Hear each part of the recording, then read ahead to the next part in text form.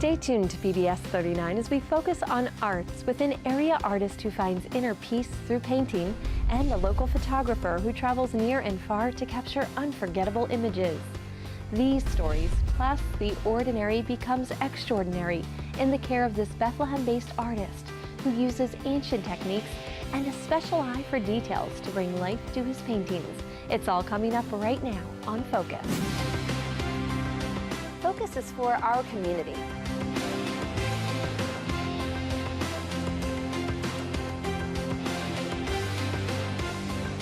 Focus showcases the people, The places and the issues that matter to you. Focus on what matters. You never know what you're going to see when you tune into Focus. Support for Focus is provided by Univest, banking, insurance, investments, and by viewers like you. Thank you.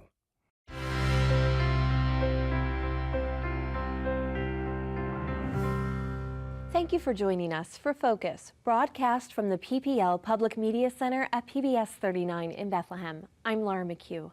In this episode, we turn our focus to the arts. We begin in the Banana Factory Arts Center in Bethlehem. Our first story features one of its nationally renowned resident painters. For more on this local treasure, here's Focus reporter Grover Silcox. Thanks, Laura.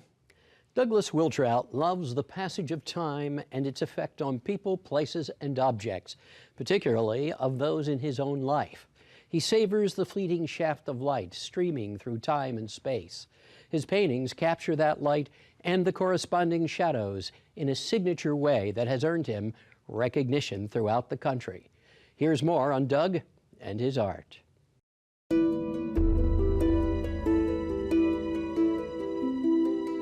When most of the world goes to sleep, Doug Wiltrout goes into action.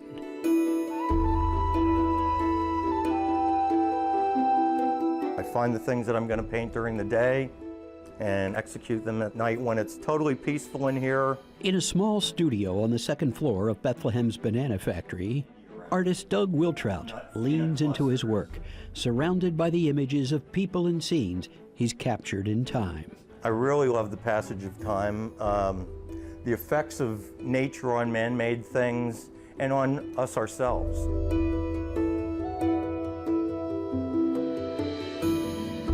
Doug, an award-winning artist, exalts the everyday people, places, and things in his life through his paintings. This is a portrait of my father titled Family Man. He raised 5 kids, built his own house. He was painting on his garage that day. When he stepped out into the sunlight, it was another presto moment. Pop, don't move. He just symbolized the family man to me at that moment. 20 years later, Doug captured his dad, Richard, a U.S. Navy veteran, in yet another defining moment in a painting called Old Salt. That's where that momentary shaft of sunlight comes in. It just will elevate the commonplace to the extraordinary. Doug's sense of detail gives his paintings the illusion of reality. Details within the shadows is what really makes it believable, because in real life, it doesn't matter how dark an area is, if you look there, you still see things. When painting a portrait, Doug begins with a subject's face. Once he gets that right, he completes the scene. This painting of his son Jonathan serves as just one of many examples. He just sat down on this big stone sill of the doorway to cool off. The sun was setting over the Lehigh River. I just thought, this is a beautiful scene. It's my son. The sun is setting. I'm going to title it Setting Sun. Doug paints primarily in watercolors and to achieve his style in the ancient method of egg tempera, combining egg yolk, water, and paint. It goes back to the Renaissance. It's a fantastic medium for portraying light and shadow. The process begins with a real egg. I have a single yolk, which is good because sometimes you'll get a twin and it makes it more difficult. Gently sliding the yolk from palm to palm, Doug's careful not to nick the sack. He continues this process till all the white is gone and only the yolk remains. This is where you pinch the edge of the sack and lower your hand and you can actually hold the egg sac. As Doug proceeds, one can imagine the ancient Egyptians or Renaissance masters using similar techniques. And then you put it over your dish and pinch it and let all the egg yolk just drain out, because you don't want to use the sac. That is what we use to paint with. Now this will get mixed with 50% water. And this is what they call a natural emulsion. Egg tempera creates glazes. Very, very thin glazes, starting with your lightest colors and building the layers up, almost like colored cellophane. And so you end up getting a luminosity from within.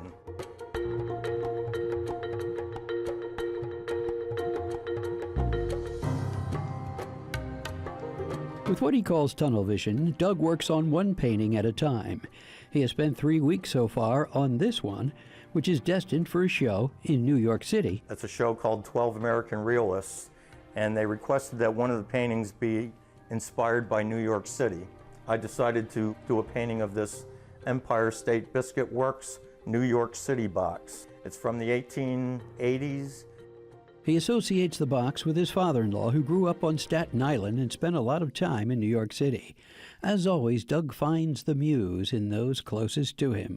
My mother encouraged me almost on a daily basis. She was approaching her 70th birthday. She was back in the woodshed at home. I was just taking some photos of her, not saying why. And then when it became her 70th birthday, I presented her with that painting and titled it Sweet 70, like Sweet 16. And how did she respond? With tears. Doug never got to paint his grandmother, Marie, but he found a way to remember her in his painting, Tools of the Trade. I knew I wanted to do a painting of this rag mop, which was something that I'd see her use when I was a child. And as soon as I saw that, I knew it was the perfect image. Meredith E. Lewis, a watercolor artist, wrote that Doug's paintings overwhelmingly express reverence and wonder at the space, time, and place of their subjects. The act of painting, at least to me from the very beginning, was pursuing creating objects of beauty. And you can only hope that in the end that you've added to that definition. Doug has been adding to that definition for more than 40 years as a nationally acclaimed artist who takes the commonplace and makes it extraordinary. For Focus, I'm Grover Silcox reporting. Thank you, Grover. We interviewed the artist in our next story as he prepared to share his works during the Olympus Envision Photo Festival, an annual event at the Banana Factory and the Arts Quest Center at Steel Stacks in Bethlehem. For more, here's Focus reporter Brittany Garzillo. Thank you, Laura. Lehigh Valley photographer Frank Smith captures eye-catching moments in the blink of an eye.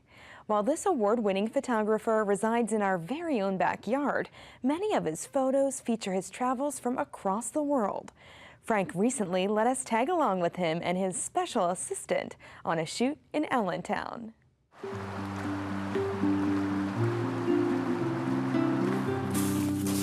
As autumn falls in the Lehigh Parkway, Frank Smith from Center Valley captures it on camera.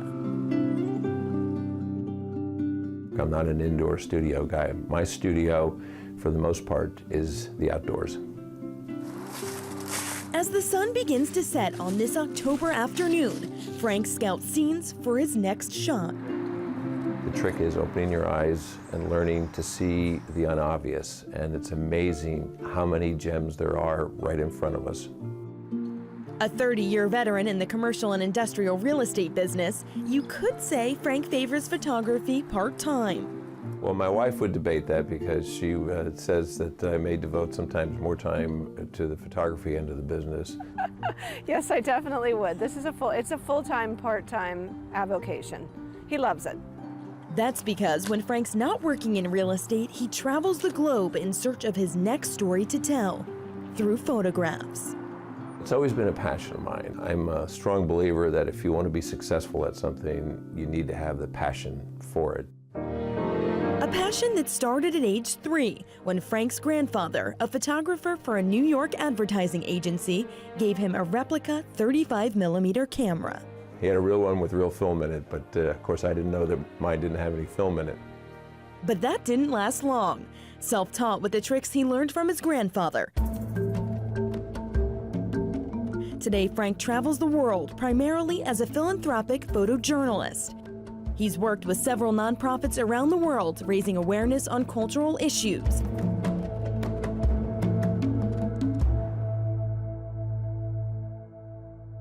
Inside his home studio, Frank shows us photos from his trip to Africa, where he was able to photograph the independence of South Sudan. This is where I had the opportunity to be to witness the birth of a nation, and this was a huge day where I was allowed into the parade fields. There's a general saluting the troops as they're marching by, and I was probably 2 feet away from him as he's saluting the troops, so I have a silhouette of him with the army in the background, and that's an image that stands in my mind from that event. His work combines artistry and adventure, showcasing beauty in the most unforeseen places, like this photo from Mumbai, India. She is living outside of what is arguably the largest dump in the world. And after I took that shot, I climbed up that just to see what was on top. And as far as you could see, it was just trash. In addition to his philanthropic work, Frank captures local landscapes like Allentown's Center City and the Lehigh Parkway. He's also traveled internationally to places such as Auschwitz concentration camp in Germany and Cuba. I was very fortunate to be there when President Obama made the announcement that we're going to be opening up diplomatic relations with the United States. I had many people come up to me in the streets and they'd ask me, where are you from? And I'd say the United States. And they'd start hugging and saying, we're going to be friends again. In addition to his many awards and accolades, Frank is recognized as an Olympus trailblazer, one of a dozen elite Olympus photographers from across the United States and Canada. He will speak further on his trip to Cuba during the 6th annual Olympus Envision Photo Festival at the Banana Factory and the Arts Quest Center at Steel Stacks in Bethlehem. The goal of the festival is to bring out the Lehigh Valley arts community to enjoy photography even more than ever before. The festival highlights both award-winning and emerging artists to kick off Lehigh Valley Photography Month. And is an opportunity to give Lehigh Valley photographers, maybe amateur or mid-level photographers, an opportunity to experience some great techniques, some great stories, some great advice. To aspiring artists, Frank offers these words of advice. Number one is learn the rules of photography, learn the fundamental rules of photography. Number two, be prepared to break all those rules. Approaching photography the same way he approaches life. A lot of people say, well, I've got a job, so I don't know that I can, do this also, and I would tell them 100% they're incorrect on that, again, there's balance in life. It's what you make of it, and I tell people that if it's a passion of theirs, follow both of those paths.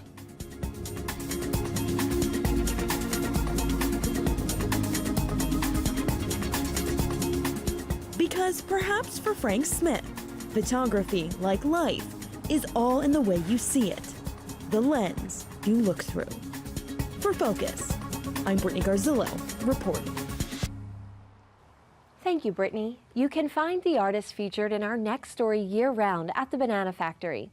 That's where she teaches the art of wheel throwing, or using a pottery wheel to create clay masterpieces.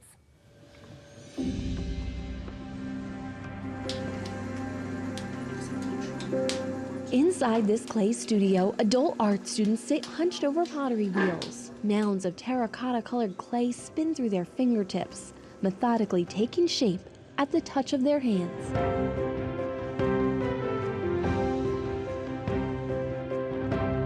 We're going to release. Okay, you see where the pressure is coming from. There you go. That's it. Good. Take a break. In Instructor Deborah Slata works with each student individually, Let's do it together.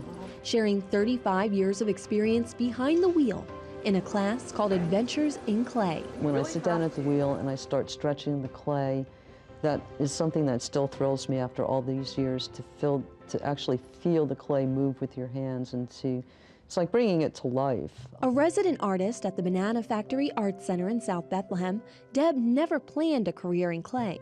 I've just used math and geometry to more or less create my own language and my own set of designs on the pieces. She earned a degree in math from Moravian College, and signs of geometry remain evident in her ceramic artwork. So this particular piece is from 1988 and is one of the first pieces that I actually used tape on. Using a technique called tape resist, Deb forms intricate, angular designs on her ceramics.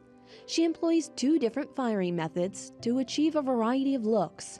The quick heating raku process results in matte finishes, metallic sheens, and crackle designs. Her stoneware pieces, on the other hand, are kiln fired for 10 to 12 hours at more than 2,000 degrees to produce a shiny, lacquered look.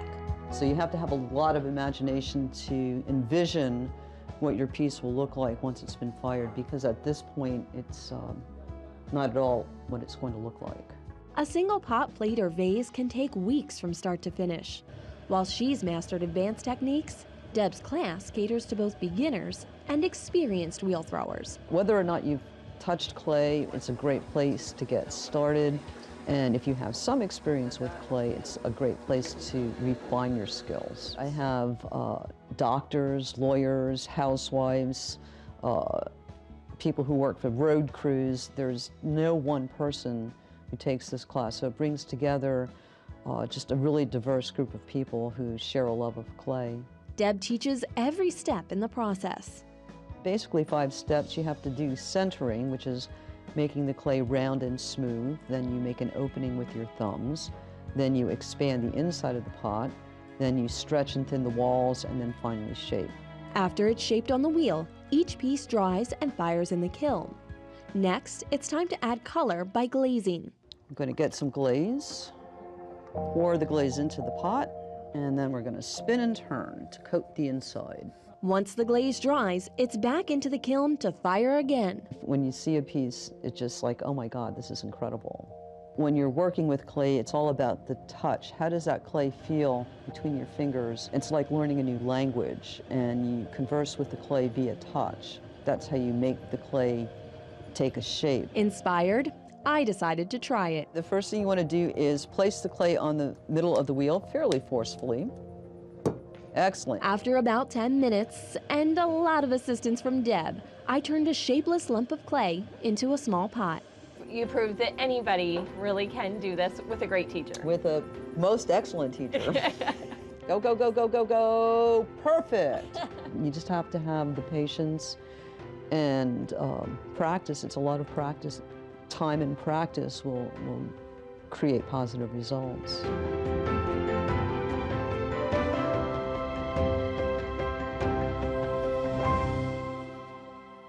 The Lehigh Valley and surrounding communities serve as home to a large number of fine artists practicing across a wide variety of media. Many of them have national and international reputations and have garnered distinguished awards and top dollar for their works. Focus reporter Grover Silcox recently learned more about a Bethlehem club bringing together artists from all stages of their careers. Grover? Thanks, Laura. About 200 of the region's artists belong to the Bethlehem Palette Club, an organization that celebrates its 70th anniversary in 2017. In its long history, the Bethlehem Palette Club has nurtured the talents of beginners to seasoned professionals with its programs and workshops. I recently had the chance to see Palette Club artists in action at one of their weekly paint-ins.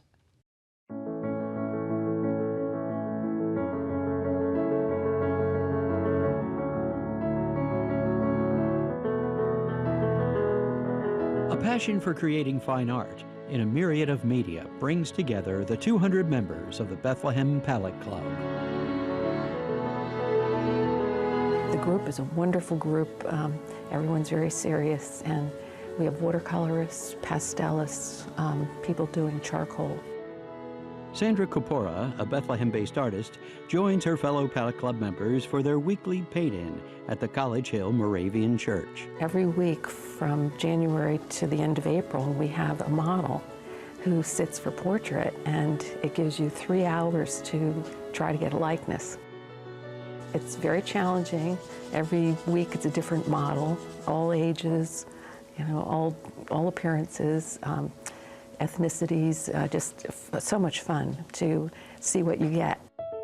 Sandra, who works primarily in oils and with plein air or outdoor subjects, enjoys the opportunity to paint portraits at these weekly sessions. It's one of the hardest things to do. I think it's one of the best exercises for practicing your eye and hand coordination. Sandra now has an exhibit of her own at the State Theater Gallery in Easton. Since the gallery is 100 feet long, it was an opportunity to hang all the large landscapes. So some of them are 5 feet wide. So it looks really wonderful in that long gallery.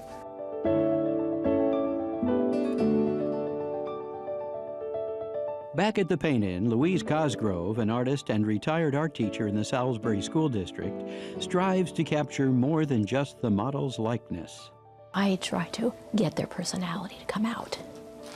What is their spark they have in there? I'll see if they have an interesting mouth, curled up lip, or, you know, grimace or whatever, or a sparkle in their eye. Louise manages the paint-ins for the club, and she's always on the lookout for models who will volunteer their time.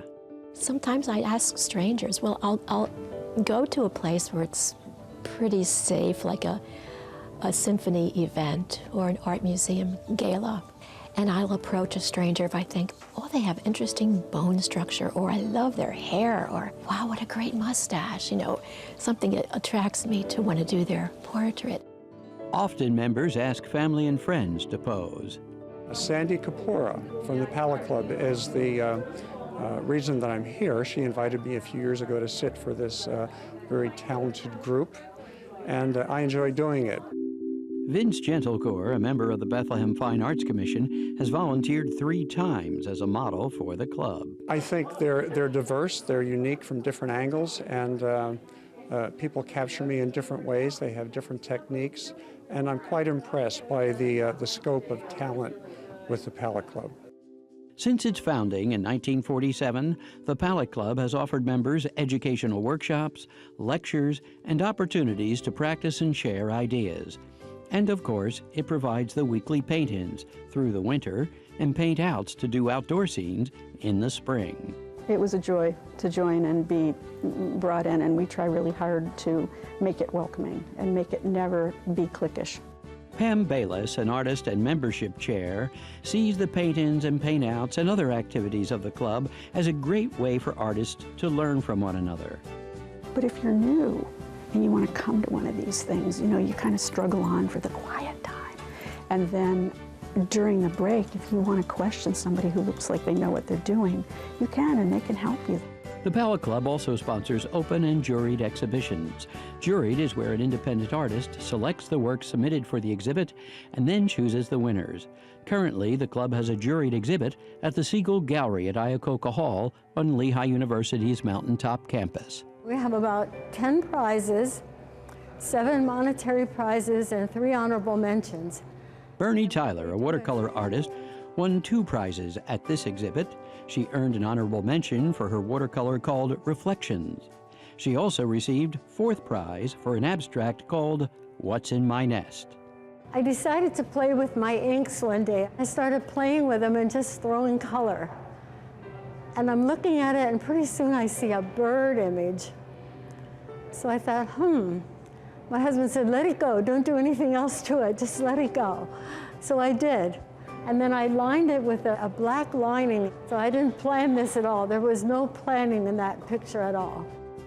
The exhibit features everything from abstracts and watercolors to oils and mixed media.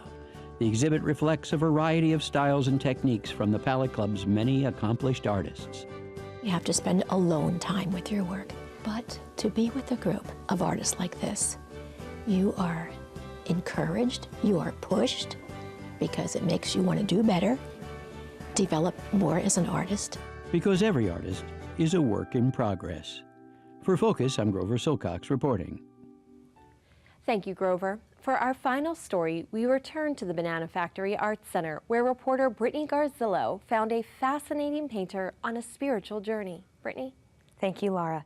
Inside Studio 250 at the Banana Factory in South Bethlehem, resident artist Stephanie Smith brings her creativity to canvas. Using bright colors and geometric shapes, Stephanie masters an ancient art while finding her inner peace.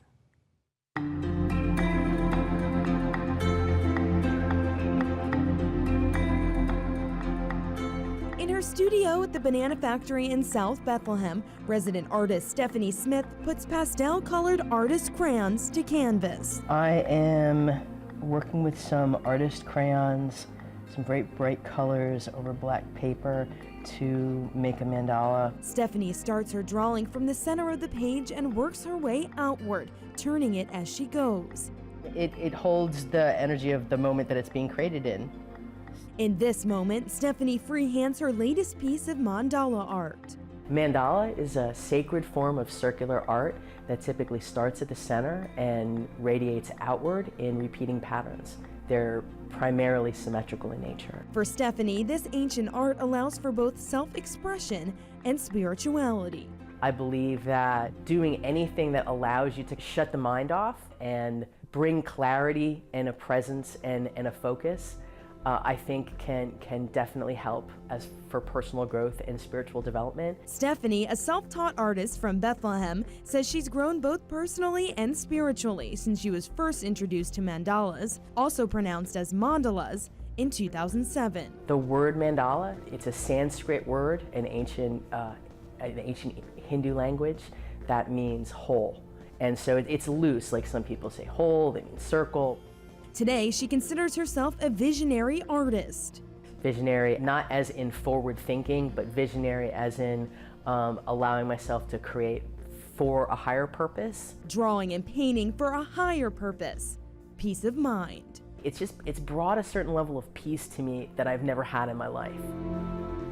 Stephanie's hand-painted and drawn thousands of mandalas, some more personal sketches, I had little phrases of where I was in the moment, like this when anything was possible. and others that hang in the halls of the Banana Factory. And so then everything that I kind of learned during the 8 months of creating this piece inspires the next. You know, each thing that you do as an artist, each piece inspires the next. Art is accessible to everyone. It's accessible to everyone to create as well as view. While some pieces may take only one sitting to complete, others take months.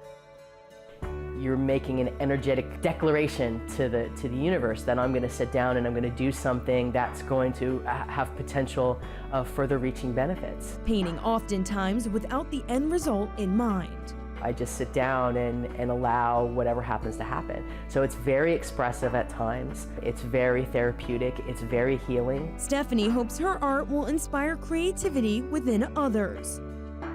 I just want people to feel comfortable and non-judgmental about what they create.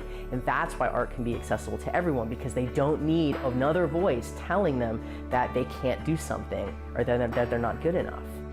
Spirituality, to me, it's really about knowing yourself, because by knowing yourself, you know more of what's bigger than you. A message that comes full circle in every piece she creates. For Focus, I'm Brittany Garzillo reporting. Thank you for joining us. We'll see you next week. Until then, remember to focus on what matters.